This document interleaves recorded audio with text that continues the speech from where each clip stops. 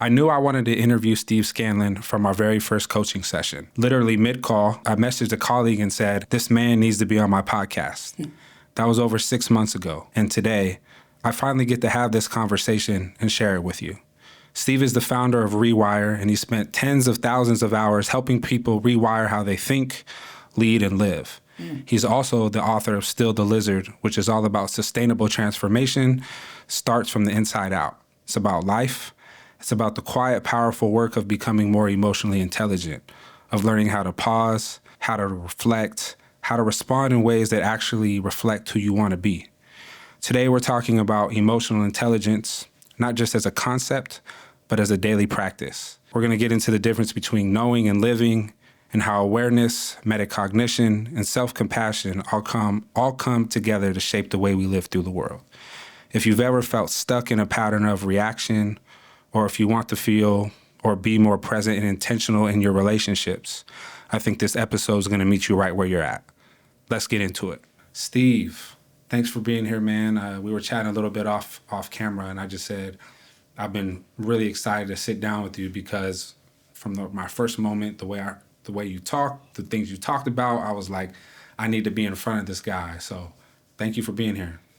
Honor's mine. If we can talk about a fraction of the stuff you mentioned there, I get to learn myself. So I'm excited to dive in. Wonderful. Yeah. Well, did I miss anything in my intro about you?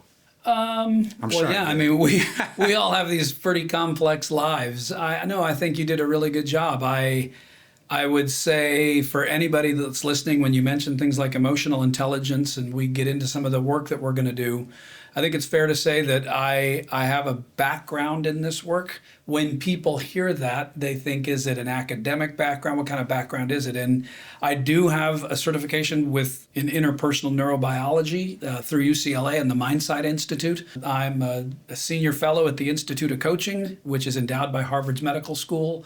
It's just sort of, I did take an academic road to a lot of this stuff. I even had one of the professors that was teaching me say that it would be easy for me to get a PhD in this work. And I spent a lot of time thinking about that. And one of the things that I like to do, Matt, so you know, is you can go out and you said something in the intro, and that is living it versus doing it or understanding it, right? And I am super grateful for the academics and the academic people in all of academia that does a lot of the brain science work. I think I wanted to stand in the gap of being able to research and understand what was going on with them, but not get so entrenched in what they were doing that I couldn't actually speak to people that I thought would benefit so greatly from this work. So I don't have a PhD in this work intentionally. I do have a college degree and all that, but it's not in this. But I've spent the better part of the last 20 years of my life dedicating certainly every single day I'm studying something that has to do with neurochemistry or neurobiology and a very particular part of neuroscience that's called neuroplasticity, which is all about how the human brain changes. So I'm a little bit of a geek about the human brain, and so I'm happy to dive into anything you want to go into with all that. Yeah, AKA Steve knows his shit. Well, what's funny about that, and you and I spent some time offline, Matt, about that, maybe, but when I meet people like Dr. Daniel Siegel, when I meet people like Richard Boyatzis and then Susan David and some of these people that I think these are research scientists that have dedicated countless hours of their life to actual research and understanding. And so if I put myself next to Dr. Daniel Siegel, I'm a neophyte. I'm a troglodyte. There's some people in this world that are brilliant. And again, but what I have done is tried to understand that work as best I could so I could come and do things like this and talk about it and hopefully help people in a way that it can make sense of all of it. So yeah, to segue into the first thing I want to discuss is that I think emotional intelligence is something a lot of people talk about and think that they understand. But in your work, you explore it as something much deeper. How do you define emotional intelligence, and why is it so important in our everyday lives? Well, those are two questions. How do I define it, and why is it important? Well, the definition of it is very interesting because I think anybody listening understands the two words separate from one another. Emotional, we know it means to be emotional, and intelligent. Well, when we think of intelligence in our culture, we can measure intelligence like IQ. I might go, hey, how smart is Matt? And he's this smart. Or someone might even say his IQ is 150. So over the years, we think we've had a way to figure out measuring someone's intelligence. I think emotional intelligence came about largely because of a long line of scientists and therapists and psychologists, not the least of which Carl Jung and some of the people came along and said, there's a whole other type of intelligence other than just how smart you are. Can you do math really quickly, right? Can you reason really quickly? Are you spatially this and that? And there's this other part, and they recognized it because it's a part of the brain that I would refer to as the limbic system. That's what it's called, the limbic system in the brain. This is where we emote generally. And it's a system because there's all these parts of it, the amygdala and the hippocampus, and different parts are part of this limbic system. Generally, it's where we have emotions. They learned over time that people that know what they're feeling, when they're feeling it, and why they're feeling it, like I understand that, that is the essence of emotional intelligence. Or high emotional intelligence. Because oftentimes when you read books on emotional intelligence, one of the ways they teach it is, one of the best ways to teach it is not to show it at its high level, but show it at its low level. Right? There'd be no reason to learn about emotional intelligence if everyone was walking around super emotionally intelligent. We know it as a topic because unfortunately we live in a world where a lot of people are maybe not as emotionally intelligent. But I would define it as knowing why you feel, what you feel, and how you feel, and then understanding how to have choices of responses based on that. It's a great definition. Yeah. And so as far as why it's important, I hope that self-understanding just by the definition, and you might be interested in this, that they've done a lot of studies on a lot of different things. One of the things that's studied in the world, maybe more than anything, is success. People study success. What is success? And is a lot of people, is that financial? We know, again, we hope that's not the only way that people define success, but it's one of the most measurable ones. I made this much money this year. Next year, I want to make this, you'd be successful if you hit a goal. Well, in studying success, there was one research that I was following for quite a while that they looked at basically 3 topics that led an individual to experience success. His or her IQ, how smart were they? Their past experiences, and their emotional intelligence. So 2 things came of that study. One, they figured out that the only one of the 3 things that you could change was your emotional intelligence. You can't change your past experiences, not unless you and I figure out how to have a time machine. Okay. And intelligence as measured by IQ is a largely misunderstood thing. People think it's how smart you are. It actually measures your ability to learn. So people with high EQs have a very high ability to learn and learn quickly, which is to say people with mediocre IQs, they can still be super smart. It probably just took them longer. And by the way, they suggest that that's given to you at birth. You can't actually change your IQ. It doesn't mean you can't get smarter, just you can't change your ability to learn. So if you can't change your past experiences and you can't change your ability to learn, then they looked at emotional intelligence and said, that's the one you can change. And then of the 3 of them, they also did a bunch of research and said, whoa, when we look at successful people, believe it or not, there's some really successful people that aren't really even that smart. And you and I know some of these people. You don't have to have a 150 IQ to be super successful. And you could have some crazy past experiences for the good, the bad, how you grew up. But the one that they noticed that was, and that's why it became a whole field of study, when people had high emotional intelligence, they looked at that and went, that was one of the greatest measures of success. So in terms of why, because it's one of the greatest indicators of how successfully we will go through the world. Yeah, that brings me to something I ask people often. And what do you think is more important for life, IQ or emotional intelligence? I don't want to make assumptions, but I'm just listening based off of your response. I think I know the answer, and I'll let you answer when I finish this. Is I feel like the more my emotional intelligence has grown, the more successful I've become, because it's allowed me to understand people more. And it's allowed me to understand myself more, so I can understand people more and be in connection with people more. And I think that's allowed me to navigate through any kind of situation, but I'd love to hear your take on that. So was your question, what do I think is more important? Yes. Emotional intelligence or intelligence measured by like IQ? IQ, yes. I think people could probably intuit from my first answer what I'm going to say about that, right? I listen to that question, and I think, I don't even know that I would spend a lot of time with that question, because I couldn't change my IQ even if I tried. So like I can, and by the way, I have measured my IQ, and you will be happy to know it's grandly mediocre. I do not have a particularly high IQ. It's right in the medium of people. So I might be living proof, if to the degree to which I've had success in my business and in my life and in my relationships, it wasn't because I was particularly smart. And I think any of my friends that get this, if you knew me in high school and college and stuff, like, yeah, I didn't get I'm not a 4.0 student. I wasn't a valedictorian. I wasn't even close to that. But like you, I've learned a lot about emotional intelligence, and not just learned about it, but applied it a lot.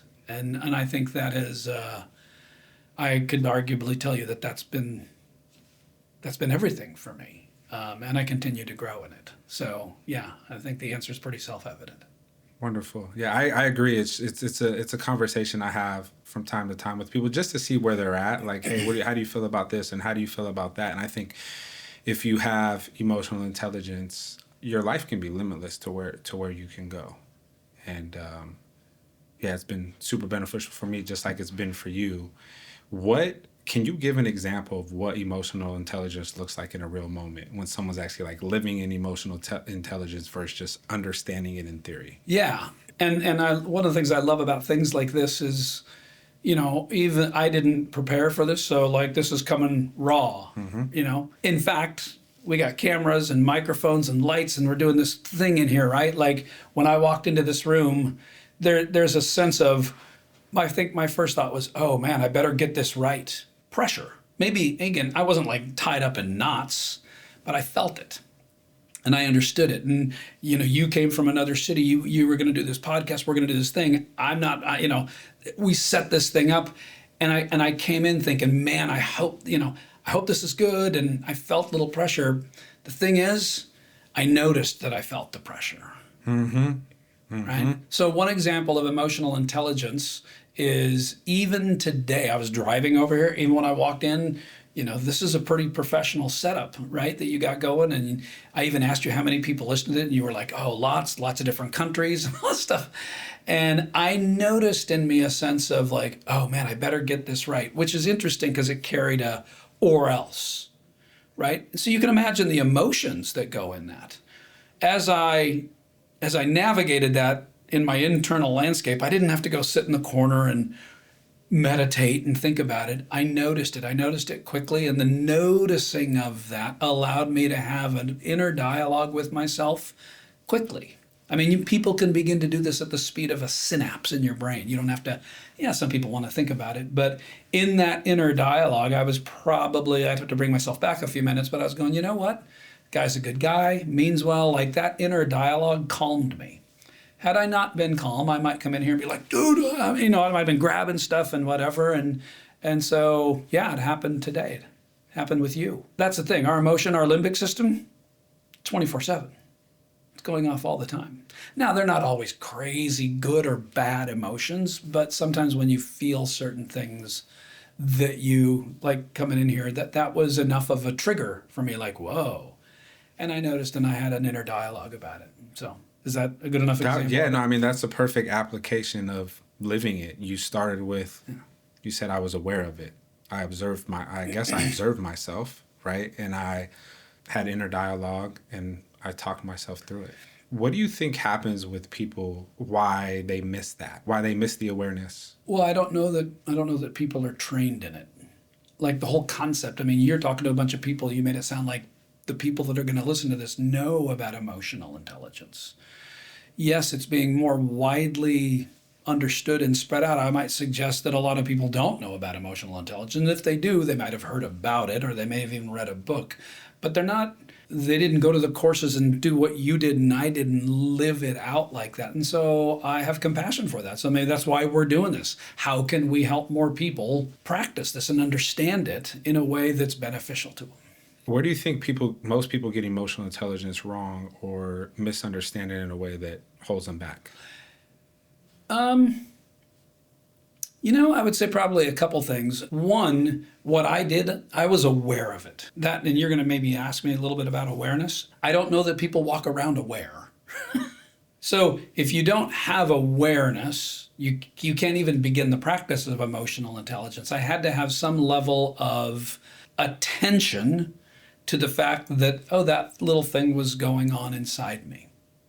I had to attend to that. My brain had to actually go, oh, there that thing is. One of the reasons I don't think people do that is when that takes energy. Some people are like, dude, this is just too much. Can't you just live? Like, you can, but if you just live and don't attend to that ever, you will likely just do most of your life based on how you feel, but you don't even really understand how you feel. So a lot of your life could be circumstantial, and it'll actually maybe even feel not as much in your control because we will react and respond based on, I feel this way, and it could be good. I feel good, so I'm good today. But I think a lot of people understand, like, wouldn't it be great to have some agency over not just what we're feeling, but then how we respond to it. So why do I think more people don't do it? One, because it takes energy. Two, I don't think people are trained on attention like that. Was there a time in your life where you weren't aware? And what did that look like? Well, the best answer to that is I don't know what it looked like because I was unaware. I could describe that to you perfectly if I were aware of what. Yeah. It reminds me, there's a fun little model. By the way, my research team is I have a team at Rewire, and we've done everything we could to find who, maybe someone listening will chime in and go, I know where that came from. There's a model called the 4 stages of learning. Are you familiar with that model? Mm-mm. And maybe some of your listeners will be, but anytime you learn anything, you learn to ride a bike, you could learn a new software program, you could learn about emotional intelligence. Anytime you learn anything in life, you go through 4 stages. The first stage is unconscious incompetence. You don't even know you don't know. Mm. And actually, stage 1, ignorance is bliss. Yeah. It's a cool stage. The problem is, then you read a book, you hear a thing, I hear someone speak, you have some external thing happen to you, and you go, emotional intelligence. Maybe some people right now are going, I don't even really know what that is. Well, you're moving from stage 1 to stage 2, which is you go from unconscious incompetence, you don't even know you don't know, to conscious incompetence. That's stage 2. Now you know the thing, but you're still incompetent at it. Just because you know it doesn't mean you're any kind of master of it. Now you know that you don't know. If you work through that stage, you can get to stage 3, which is conscious competence. You're aware of it, but you have to work at it really hard and energy and whatever. And then stage 4, if people are into deductive reasoning, stage 4 is you get so good at something you can be unconsciously competent, which we hear in sports all the time. Tiger Woods was unconscious, or whatever athlete, they were unconscious. So when you ask me when there was a time, I can think of, the first, I don't know, maybe more than 3/4 of my life, or maybe half my life, I don't think I didn't know what the concept was. So I think going through college and when I was young, I didn't know what emotional intelligence was, but I was probably in stage 1, right? Unconsciously incompetent. Then I learned about it and read a book and was a master. Yeah. That's what happens in stage 2 is you think you own it. You're like, I know so much. Yeah. As you begin to practice it and go into stage 3, you realize that it isn't actually something you can master. You can only improve. So it's that funny. That's like that saying, like, the smarter we get, the dumber we feel. Man, damn. I've never heard that, but that's 100% true. I mean, 30 years ago, I knew it all. Today, I'm just like, that's why I told you, I got a lot more questions than answers. Because the more you know about something, even emotional intelligence, oh my gosh, we're going to get into other stuff. Like, you see how wide the field goes. And it's deep, and it's wide, and it's wonderful. Because I've still got a lot to learn. What do you think it takes to get to level 4? Do you feel like you're in level 4? And I'm assuming it's by some kind of practice. You're constantly practicing it to where you're kind of tuned that way. But I'm just curious. Yeah. Well, there's been a lot of people that have written about that. I'm thinking of Malcolm Gladwell that wrote about the 10,000 hour rule. right? And he made that up. But if you do something for 10,000 hours, you can finally start at that point mastering something. I don't know if that's true, but he had a bunch of examples of like the Beatles. They had to go for years and 10,000 hours before they could play together. I think there's something to be said to have a lot of just have a lot under your belt. I don't think I'm at stage 4. And for the record, I don't think stage 4 is the best stage. I think stage 3 is. Because if you think about unconscious incompetence, you don't know, to conscious incompetence, to conscious competence, to unconscious competence, it's less of a linear thing and more of a cycle. You see, the minute you are unconsciously competent, you're unconscious.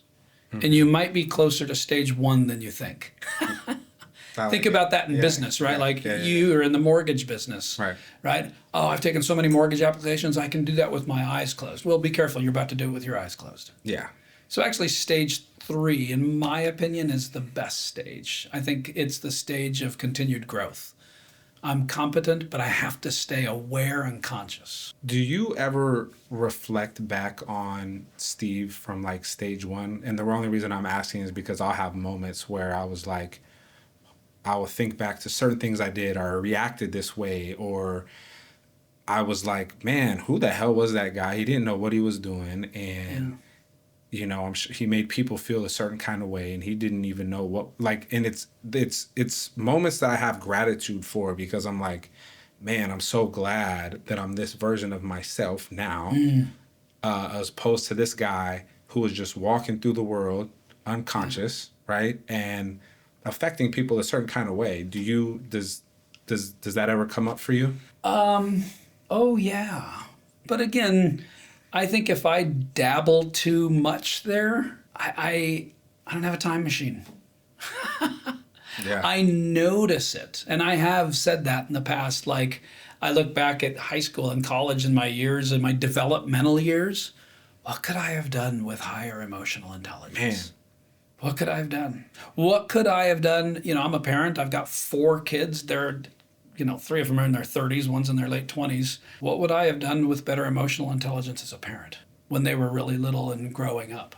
But I don't choose to spend too much time there, because I don't think it leads to anything healthy and positive, which, by the way, is part of emotional intelligence, right? If you and I you and I could be sucking our thumbs in the corner thinking of all the things we could have done, I try to dedicate as much energy to what I'm going to do and not kind of what I've done. I can learn from it, and I do go back there from time to time.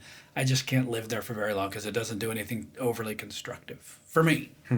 One of the other things that stood out to me in working with you is the idea that emotional intelligence isn't something you get, it's something you practice daily. What do you think is one way we can start closing the gap from, hey, I understand this, to, hey, I'm actually practicing that? Well, I guess I would refer to a model that was written by Dr. Daniel Goleman, for anyone that wants to look up Dr. Goleman's name. He is the one, in my opinion, that sort of pioneered the whole field of emotional intelligence. Now, I wouldn't call him the godfather, because, again, I think there was a long line all the way back to William James in the early 1900s of psychologists and stuff that even trained him. But Dr. Goleman wrote a book called Emotional Intelligence in the early mid-90s, and I think it sort of got democratized from there. So I really credit him for bringing it out. In that book, and in his subsequent books, he also wrote a book with Richard Boyatzis, Dr. Boyatzis, called Primal Leadership, which I actually think is a better book on emotional intelligence than the book called Emotional Intelligence. Dr. Goleman had a model, and it's a fairly simple quadrant model. And if I shared that with you, I think it gives rise to what could someone begin to do. Okay, so in Dr. Goleman's model, if someone could think about a quadrant, in the upper left-hand quadrant, he had self-awareness. In the upper right-hand quadrant, he had self-management. So self-awareness and self-management. In the lower left-hand quadrant, he had social awareness, because a huge part of emotional intelligence is, listen to what you said, how I impacted people. Mm-hmm.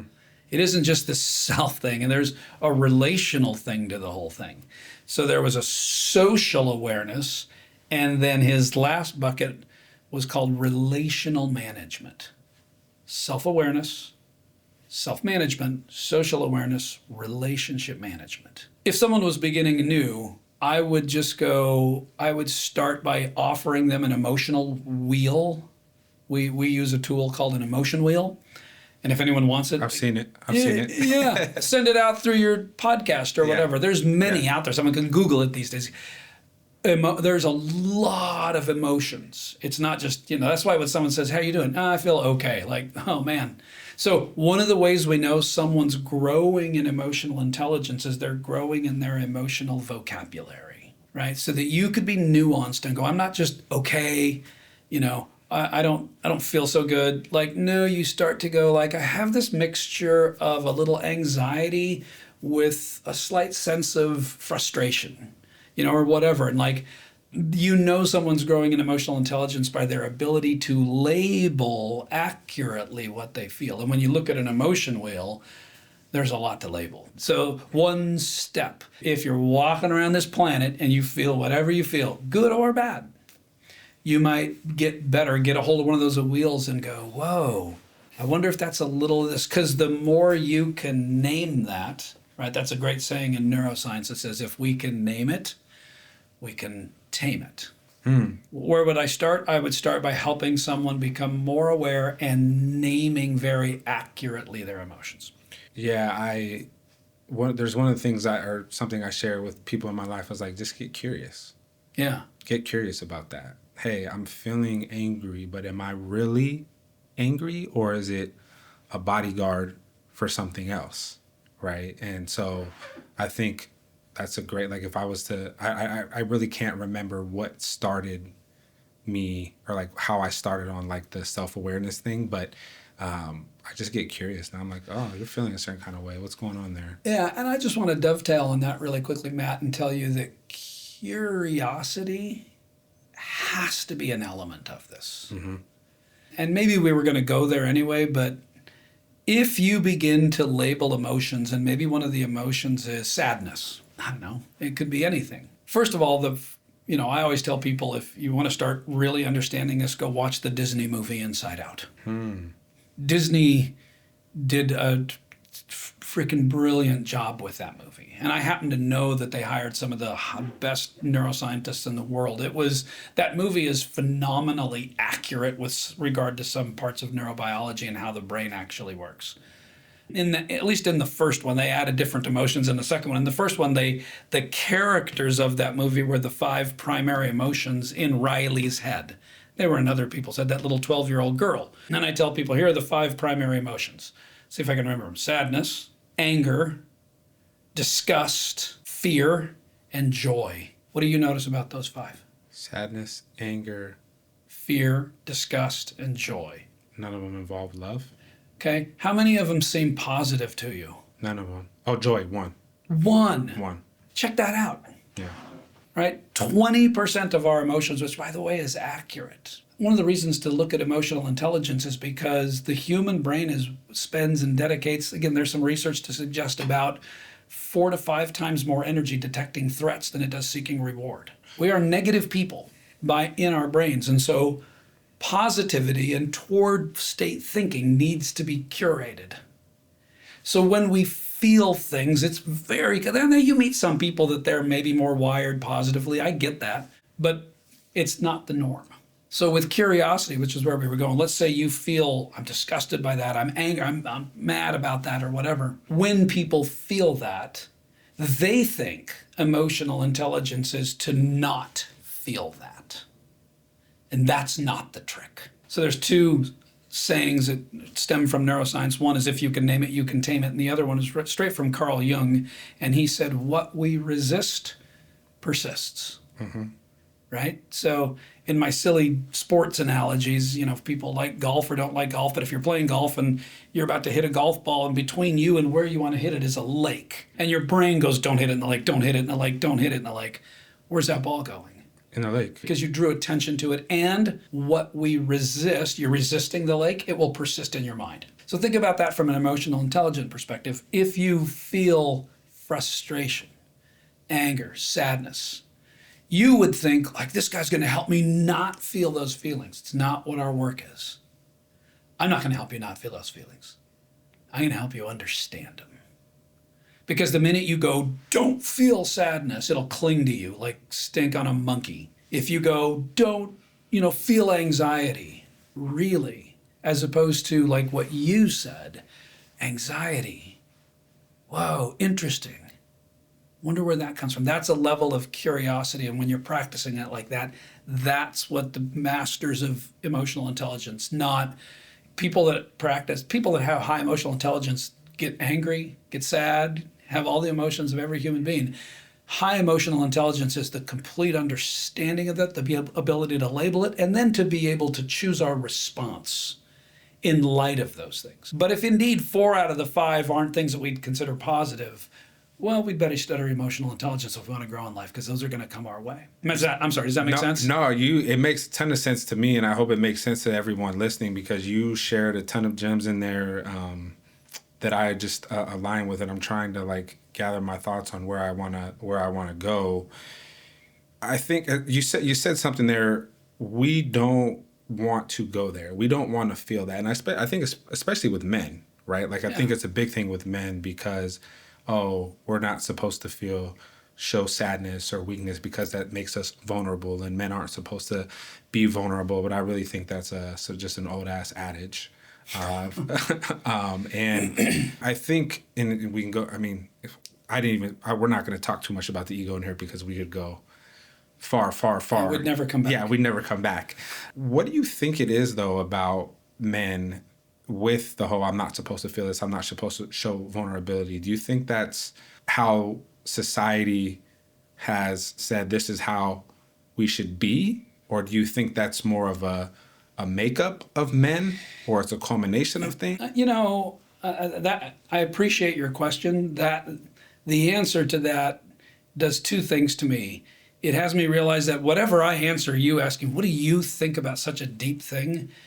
I have both a personal opinion about that, but I want to recognize that I don't know if my personal opinion comes close to what science says about that. So I've studied that a little bit, and there's some really good research that suggests what that is, which is different than here's Matt, let me tell you what I think about that. So I told you earlier, I don't know. I try to look at the research. It's pretty cool when what you think aligns with the research. Yes. Maybe that's pretty cool. No. I do think, first of all, I think that's learned behavior. I would suggest if men or women are a lot of it, because people ask me that a lot, like nature versus nurture, right? Clearly there's a genetic code to our physical capabilities and our traits and that, and even in our mind, there are some biological and genetic stuff. Learning to, that I shouldn't be this way, I feel like that's learned behavior. And I think when we model that, especially to little kids, it's very likely that they're going to grow up and be like that. So I think that's learned behavior. Why do I think people keep doing it? It's just because once you learn that, it takes a great deal of effort to unlearn that and maybe relearn something else. Yeah, I think that's a fair answer. It's just something I think about often. I'm curious, but I'm in alignment with you. I think it's learned behavior over time. So we've been talking a lot about self-awareness. Yeah. And I got to get to self-management. But you can ask me what awareness. So self-awareness. I believe it's the foundation of emotional intelligence, and kind of you said that with your quadrant. Why do you think that's such a good starting point or a powerful starting point? And what do you think happens to someone when they truly commit to that inner work? Wow, what do I think happens to someone? Well, first of all, I just want to point out it's not easy work. Even if people learn this, like, oh, I can do that. They can, but becoming self-aware and being curious, I see those things as similar, right? People that aren't curious, they walk around and they have a narrative in their head, and we can talk about narrative circuitry. Maybe we're going to, I don't know. And that's one of my favorite bumper stickers, Matt. I'm not a big bumper sticker guy, but one of my favorite ones I read said, "Don't believe everything you think." Right? And so if I feel something or think something, if I deem it right, everything I believe is right, then there'd be no reason to be curious. If everything you thought you were right, well, then how could I ever get you to practice curiosity? It would be a futile exercise. There's no reason for me to wonder why I feel this or think that. And so I think when you get to people to practice awareness, at least initially, it's a little jarring for people because maybe there would be some things that you've always believed this and you're learning through curiosity that maybe your own narrative around that wasn't accurate. Like, whoa, that's something that I've been saying, but it actually wasn't reality.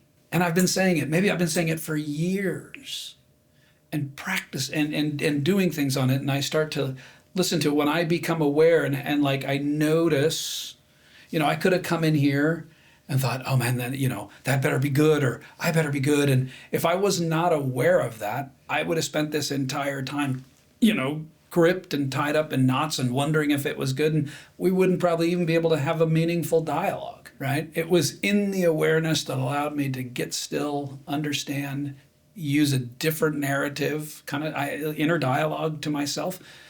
Without awareness, number one, you won't do it. Number two, you don't even know how. That's why becoming aware, I listened to your story, like how I used to treat people, the way I was and whatever. I don't know, maybe we could talk about what gift of God you got to one day wake up and go, I wonder if there's a different way. But that level of curiosity is probably what's made you the person you are today. Yeah, I think the inner work is hard. I think you have to look in the mirror, whether you looking at yourself or someone holds it up to you, and you have to say, I don't like who I'm looking at. And I don't know what the percentages are on this, but I would say the majority of people do not do that. Yeah. And it's probably one of the hardest things, and actually is the hardest thing to do. And say, hey, I don't like that guy. That guy is not all right in the world, or not all right with people. And I think people are really scared of that. It's a friend of mine gave this analogy. We were talking about, how people handle situations, and sometimes people throw things. It's the throw it all under the bed so I don't have to look at it. And I don't want to look under the bed because, it's scary under the bed or there's monsters under the bed. And, or sometimes you just throw things so far under the bed that you can't pull it back out again, And I think people don't want to face themselves. And I don't know. I don't know. For me, I'm all about that now, but I guess for people who can't. Well, yeah, and then think about our culture, just dovetailing on that.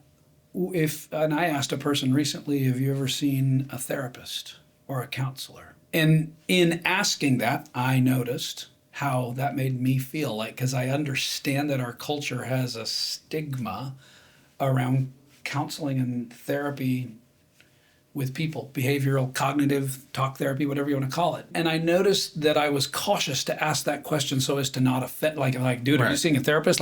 Someone might take offense to that. Right.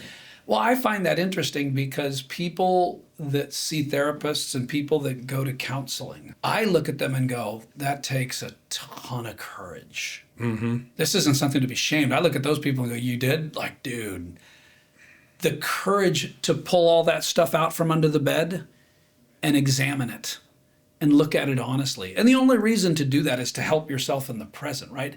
Some people go to therapy because they're not acting the way they want to in the present. They have some idea. Maybe someone told them, that's because early on this happened and that happened. You shoved it so far into the bed. And so therapists, and good ones, counselors, help you take that stuff out of underneath the bed. And when people go through that process, I think it takes a ton of courage to do that. So I have a great deep respect for people that get therapy and counseling. And sometimes it's a therapist or a counselor, or in your case, don't know, someone that cared about you said, you need to take a look. It might be helpful for you to look at that. Yeah, I agree. What do you think's on the other side of the resistance of self-awareness? Freedom.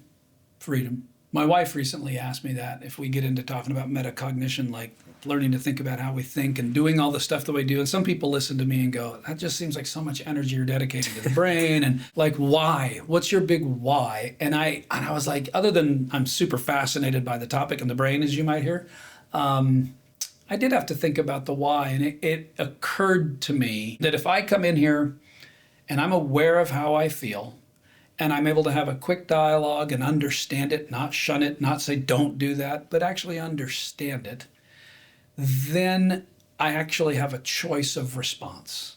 You see, if I don't even know how I feel and I'm tied up in knots, I actually don't even have a choice. I'm only going to respond based on how I've always responded, which I get, nervous or whatever. And that just describes too many people. They're going through life responding to themselves and their emotions because they don't have awareness. And interestingly, it's a lack of freedom. It's a lack of choices. Like by saying, oh, Steve, I noticed that I feel this and I feel this. Because at that point, I can go, well, you could respond like this or like this. And there are options. And those options are, for me, that's freedom. Because I can choose different things. And some people that don't have that, basically the not so nice way to put it is life is choosing for them.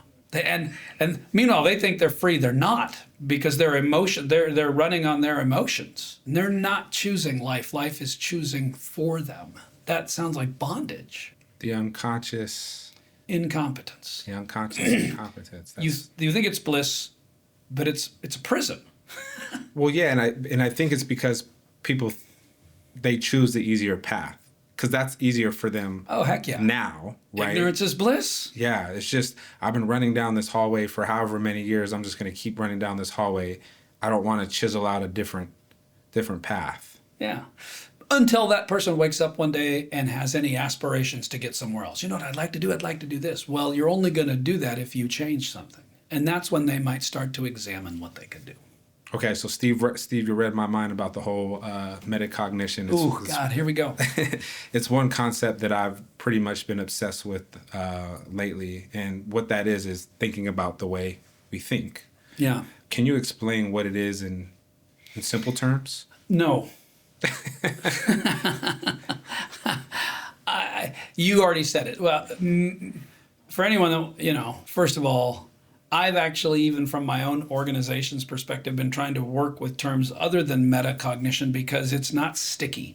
It seems foreign to people. It sounds fancy. I don't know what it is. And so even though you and I might think it's cool, I'm trying to have people practice this, not understand it. But metacognition is exactly what you said. Meta is a Greek prefix that, in my opinion, just sort of references the next thing it's next to. So if you're in the IT world, you might know someone that studies the metadata.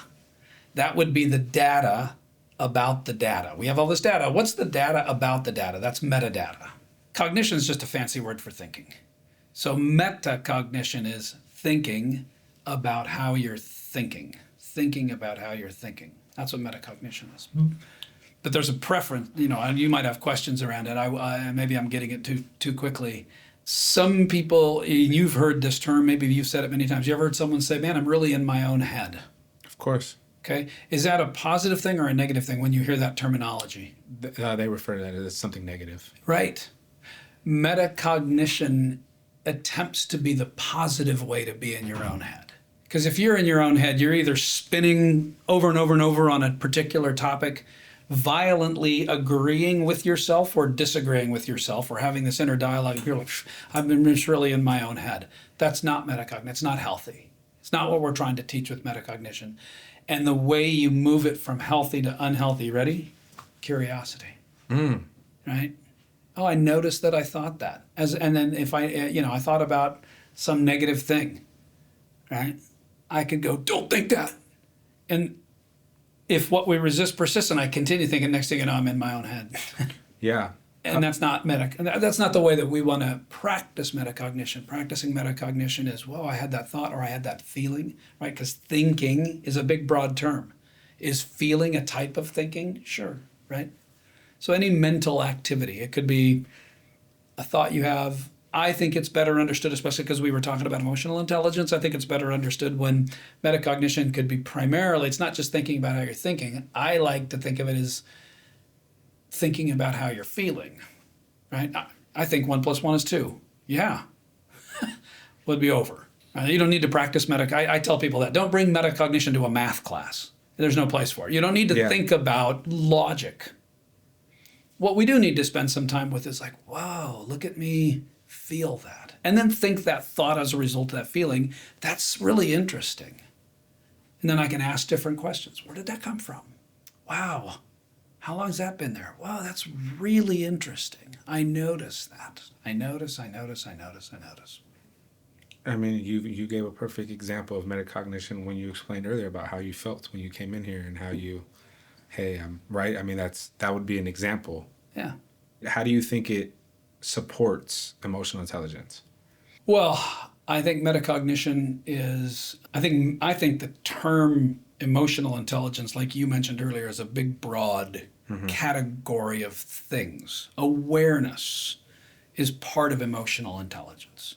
Metacognition for me is a way to practice emotional intelligence. It is a practice inside the field of emotional intelligence, as is diffusion. Like diffusion is a really interesting, that's not on your list, but I can tell someone about diffusion. Diffusion is a form of metacognition. So there's metacognition, then there's different ways to practice metacognition. Diffusion's actually a way to practice metacognition. What is diffusion? You'll like this one because I like it because it's simple. That's why I like it. When we become, if you feel a certain thing and you become fused with that feeling, diffusion is unfusing who you are as a person from the feeling. And so now for the rest of time, Matt, you might meet people, and if you walk up to some person on the street or a friend or a colleague or a spouse, doesn't matter, and they say this to you, man, I'm pissed. I'm angry. I had a client the other day, what did he say to me? I'm sick and tired of this stuff. Well, in my mind, think about this.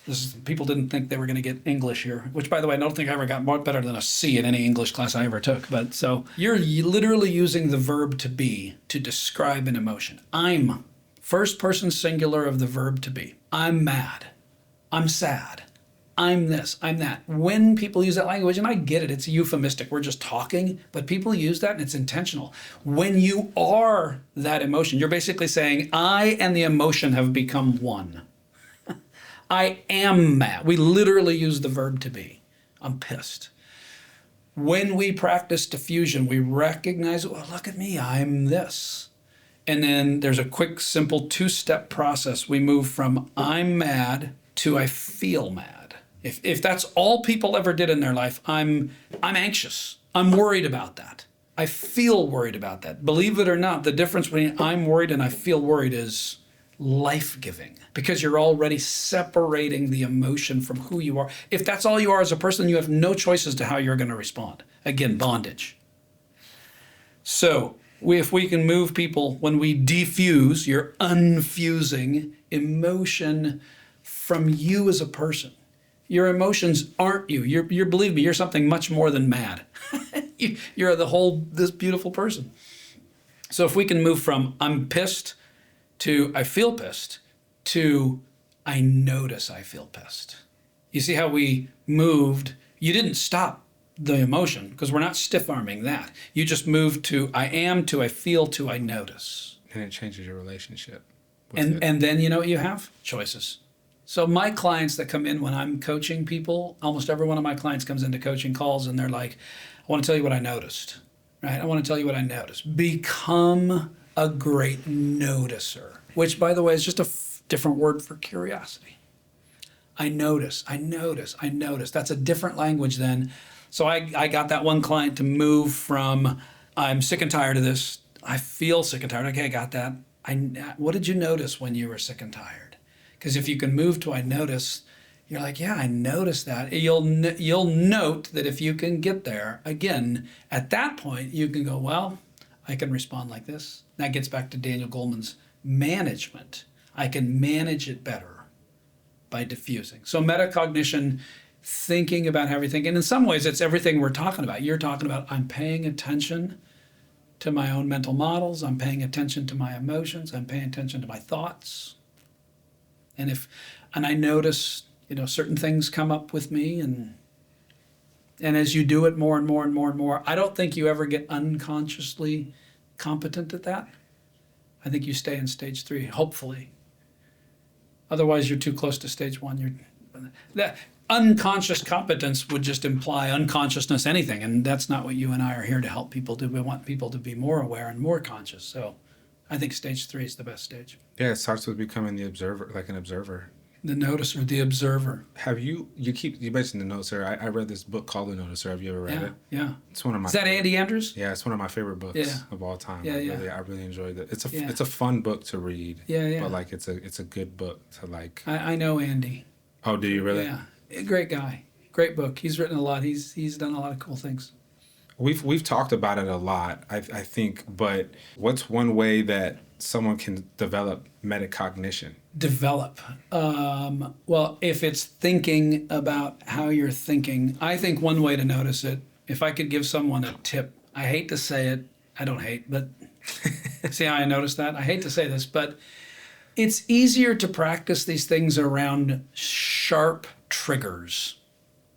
Okay, so you go to a family reunion and a brother or a sister or aunt or uncle says something and you feel, that's a sharp trigger. Like me coming in here, I didn't feel like, oh no, I was going to die or something like that. I think start with sharper triggers because they're easier to note. Yep, I feel angry. I notice I feel angry. That's just a form of metacognition. You're noticing how you're thinking. And so start with things that are maybe sharp. Start with things that are acute. And again, you're not trying to fix it. You're not trying to solve it. You're just mostly trying to start by just going, yep, I notice it. I notice it. And when you start to notice it, what do you think changes for people when they start to notice their thoughts instead of being run by them? I know it's well, because of the freedom to choose what's next, what changes is your actions, hopefully, right? You might have even heard me tell this story, but when I was learning this many years ago from one of my mentors, I remember one afternoon I was in the midst of these classes and I was trying to practice metacognition. And I was getting onto the freeway by my house. And as I entered onto this freeway, this guy in a flatbed truck was speeding up and slowing down and not letting me merge on purpose. And within seconds, I was like, gosh, dang it. And I remember gritting my teeth and getting so angry. It happened like that. Darn, I was just so angry. Thankfully, I was in the midst. That's a pretty heavy trigger. And so and I remember, I didn't do it immediately because I was like, I had a plan. I'm catching that guy. Right, and I'm going to throw him a look. Right, we're going to have looks. And I planned out a retaliation. Like, I don't know, I might throw him other things. I'm not a very big guy. We'll see how it goes. I planned out this retaliation, but because I was learning, about emotional intelligence and metacognition and all these things, I noticed, and I asked myself, in the way I tell the story today, I don't know if it happened exactly like this, but it changed my life to ask myself a simple question, and the question was this: Steve, why are you so angry? Now, I've had the luxury of, I get to study this stuff, work with this stuff. I own the company that, helps people a lot with this stuff. I've written a lot of articles about this. If you ask the question, Steve, if I asked myself the question, why are you so angry? Do you hear the judgment in that? So let me ask you, does my anger change that guy? No. Does my anger change the situation at all? Nope. Is the anger good for me in any way? Nope. Okay, so once I figured out that I was angry, you know how easy it is to go, come on, Steve, what are you, an idiot? Do you hear the judgment in that? Mm-hmm. So if I move from, well, that guy's an idiot to I'm an idiot for feeling that, no one's learning nothing. And there's no metacognition, that's actually low emotional intelligence. So the question wasn't, Steve, why are you so angry? As if I'm eye-rolling to myself, I should know better than that. The question was this. Same words. I practice this with my clients a lot. Different tone. Why are you so angry? You hear curious. Curiosity. And then I was so curious, I remember at that point, I started looking for actual reasons. Am I a guy, like you said, my ego, like I want to be in front of other people? Was it, I'm angry because social justice, that people shouldn't be like that? Why was my response anger to that? Now, your lizard brain, because I wrote a book about the lizard brain, has an answer. And I don't know, my answer to why I was angry is this. You ready? Well, that guy's an asshole. Well, that could categorically be true. But I still get to choose how I respond. Mm-hmm. Metacognition is not about exonerating somebody else's bad behavior. High emotional intelligence, metacognition isn't going, you know what, it's okay if people are jerks. No, it's probably not. And I still get to choose. Yeah, that's beautiful. And it's freedom is what it is. And so now take that for every response you've had with a spouse, every response you've had with a colleague. Yep. You know I start to sound like John Lennon in a world. Imagine a world where people could practice metacognition. What world we would live in. But people are just responding to their emotions right and left. And you and I get to observe that, notice it, and primarily notice how it lands on us, and then have a choice to respond, help other people, serve other people, and freedom. It's life's work. It reminds me almost of there's this quote, "The Burning Torch." Have you read it? No. Have you heard of it? It's basically like a summarization of it is like, you know, my life's work is to be in service, and I want to be thoroughly used up by the time that I'm gone. Oh yeah. You know, is the quote. A friend got it for me for a birthday present, and I have it in my house. I have a story similar to yours about the road let's hear incident. This was really recently too. I'm driving to work, and I'm on the phone with my.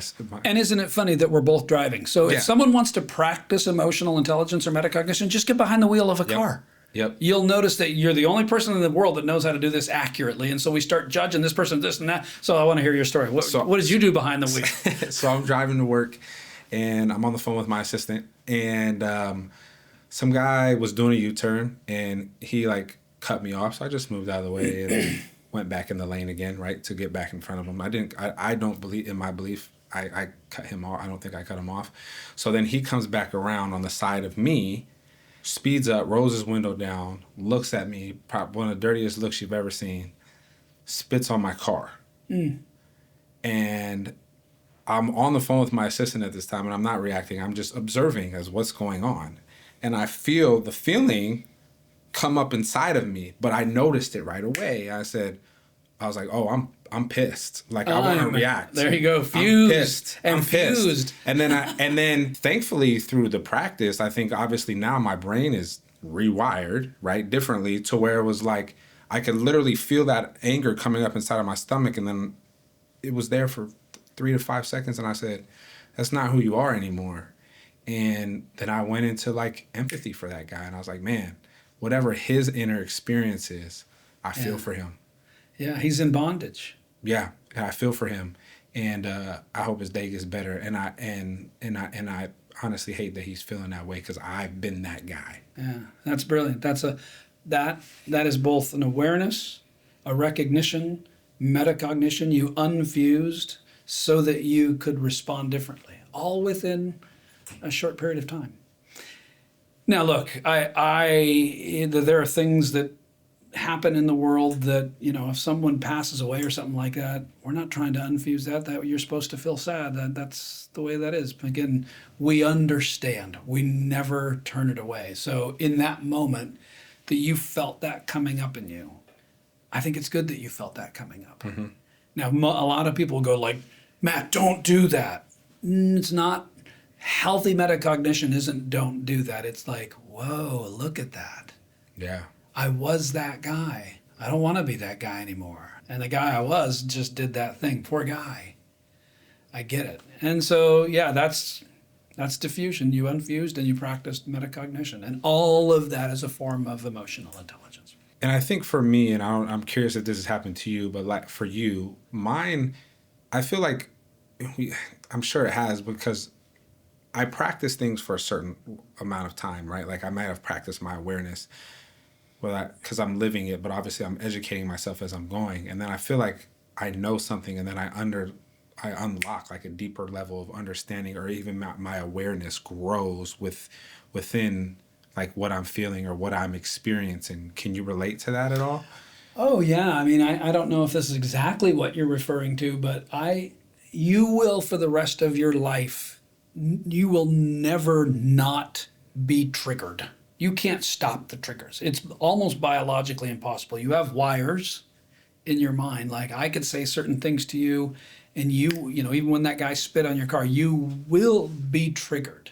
So I don't think that people should ever endeavor to not be triggered. I think what we should endeavor to do is quickly understand the trigger. Like, whoa, how quickly you did that is really remarkable. But there are still some things that, you could say some things to me right now, maybe in my childhood, and I could say some things to you that might trigger you, right? And so I still notice some triggerings in me. And I will probably always have to notice it because I'm never going to stop the trigger.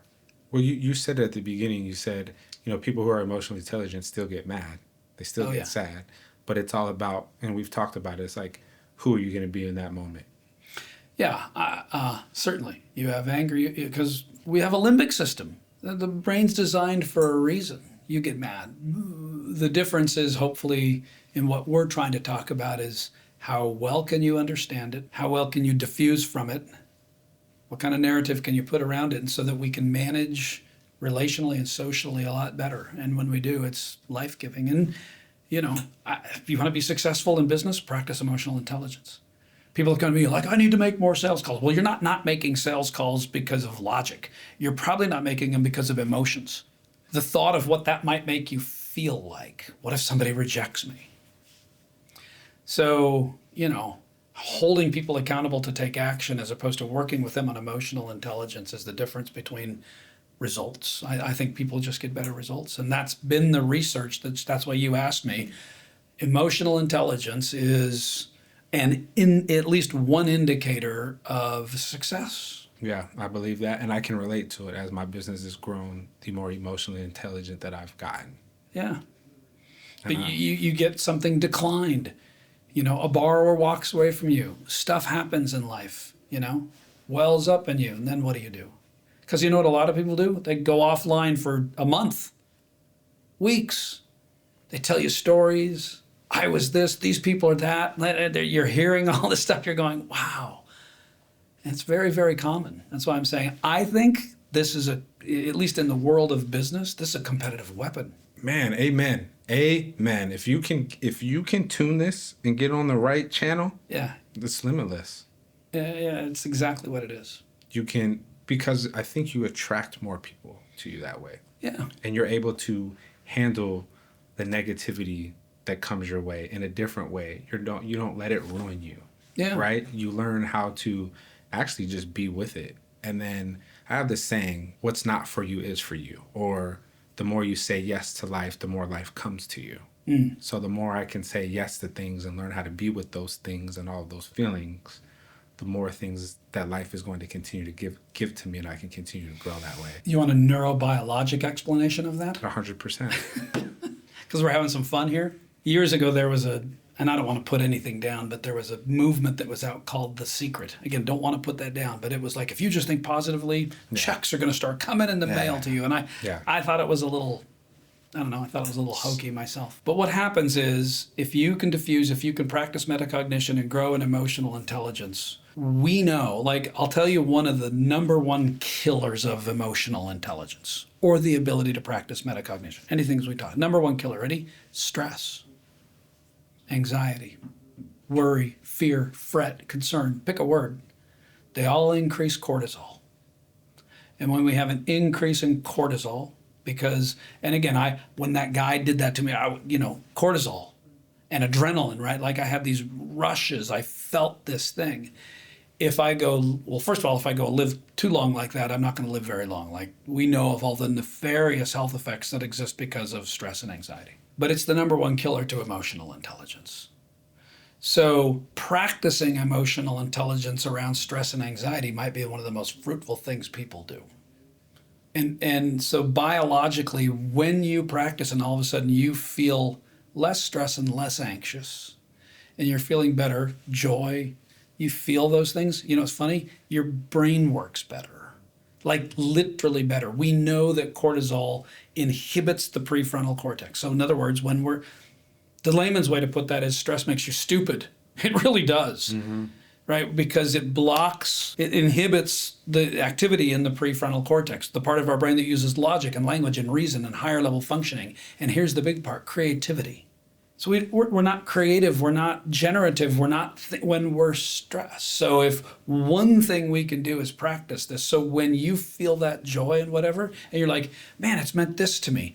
Well, yeah, because your brain works better. And you know what happens when your brains work better? You start going, what if we did this and what if we didn't? You go out and you generate action. And your generation of action is what brings you more success.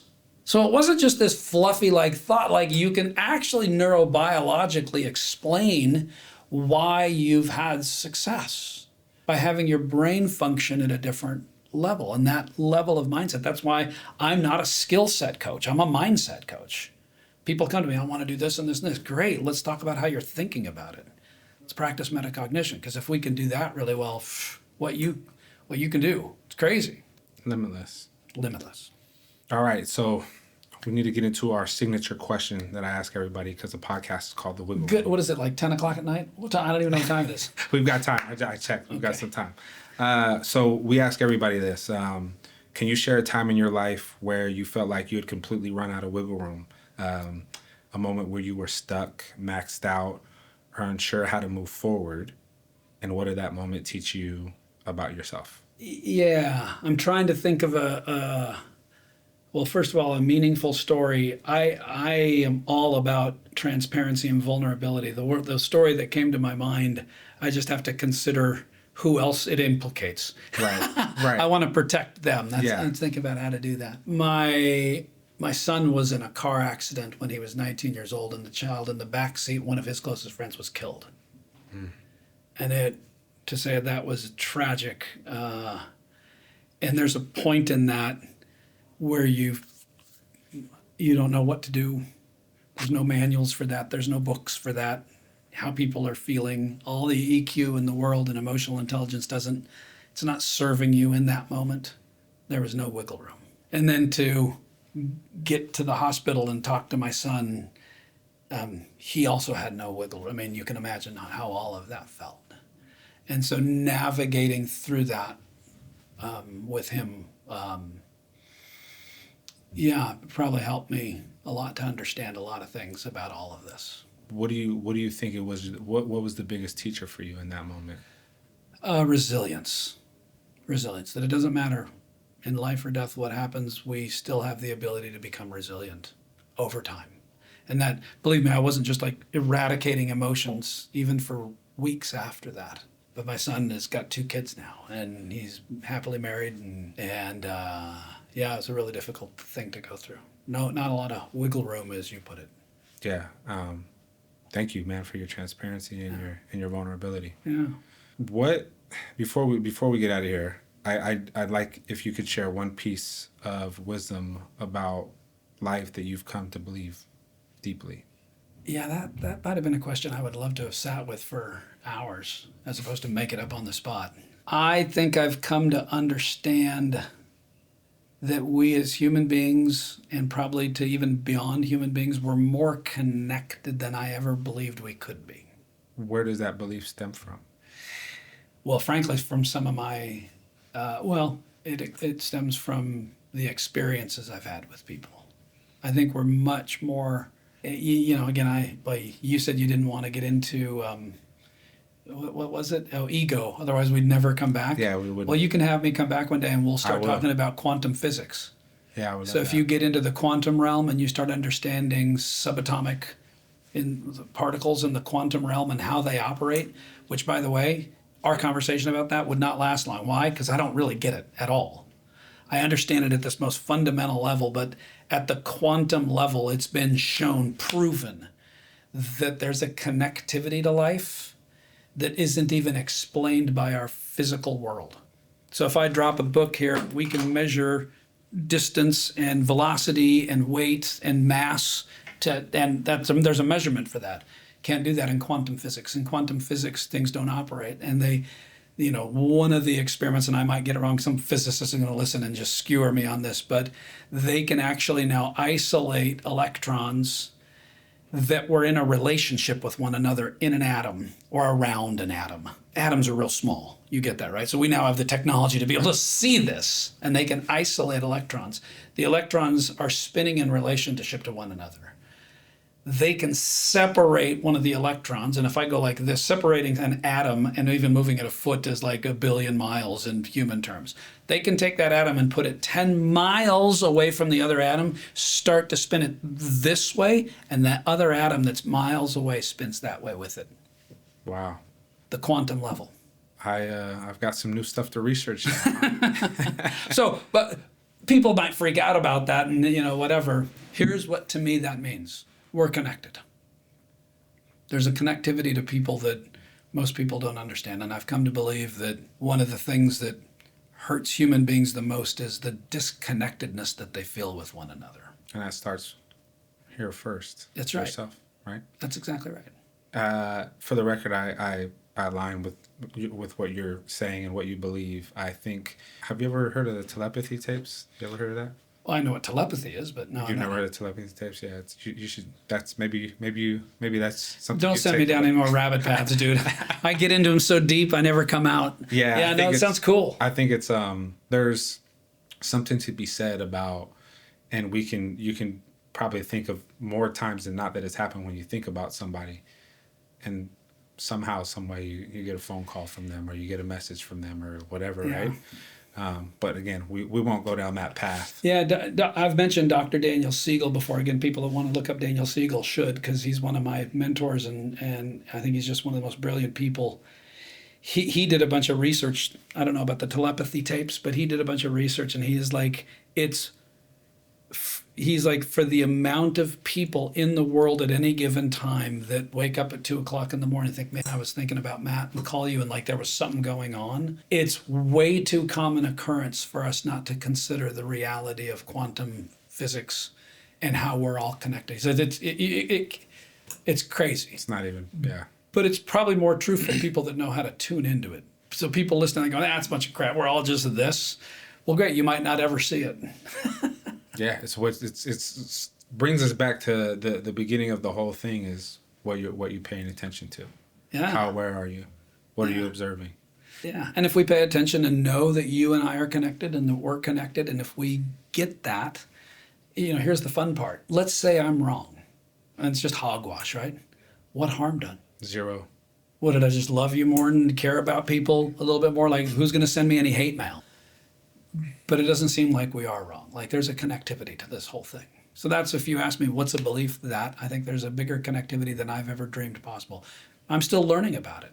I'm still needing to open up my eyes. I'm publishing a work with a gentleman right now who's writing a concept of awe. What is awe all about? The feeling of awe. What's that all about? It's really powerful. So anyway, more to come. Yeah, well, no, I mean, this has been phenomenal. Thank you for taking time out of your busy schedule.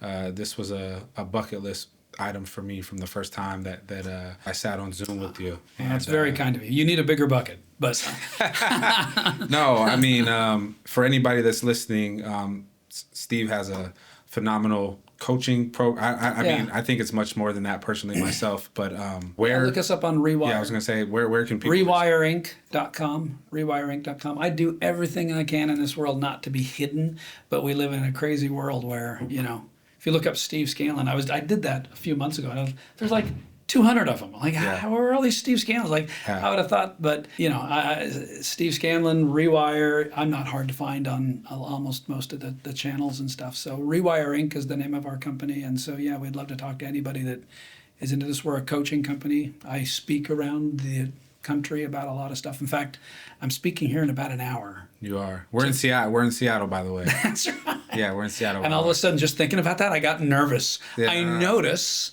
that I feel nervous a little bit about that. They're gonna love you, man, Steve. You're phenomenal. Thanks for being here, and we'll see you guys soon. Thank you.